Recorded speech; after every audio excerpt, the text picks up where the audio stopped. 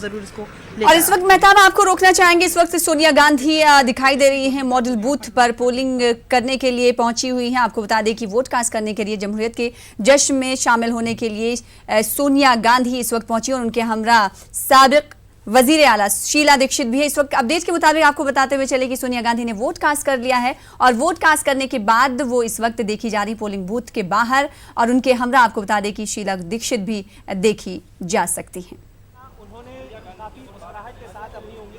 और इस वक्त आपको बता दें कि इस पोलिंग बूथ पे, जिस पोलिंग बूथ पे सोनिया गांधी दिखाई दे रही हैं, कहा यह जा रहा है, खबर ये आ रही है कि सोनिया गांधी को काफ़ी वक्त तक इंतज़ार करना पड़ा क्योंकि ईवीएम में ख़राबी की खबर वहाँ मौसूल हुई। ईवीएम ख़राब था, इसकी वजह से काफ़ी देर तक वेट करना पड़ा और उसके बाद सोनिया गांधी ने अपना वोट कास्ट किया जब ईवीएम सही हुई। तो इस वक्त तस्वीरों में आप देख सकते हैं जो कार दिखाई दे रहा है, इसी कार में सोनिया गांधी मौजूद हैं। कुछ देर कबल आपने उनको देखा, वोट कास्ट करके पोलिंग बूथ से बाहर निकलती हुई दिखाई दे रही थी और कहा जा रहा है कि काफ़ी देर तक उन्हें इंतज़ार करना पड़ा इस मॉडल बूथ पर क्योंकि ईवीएम में खराबी थी।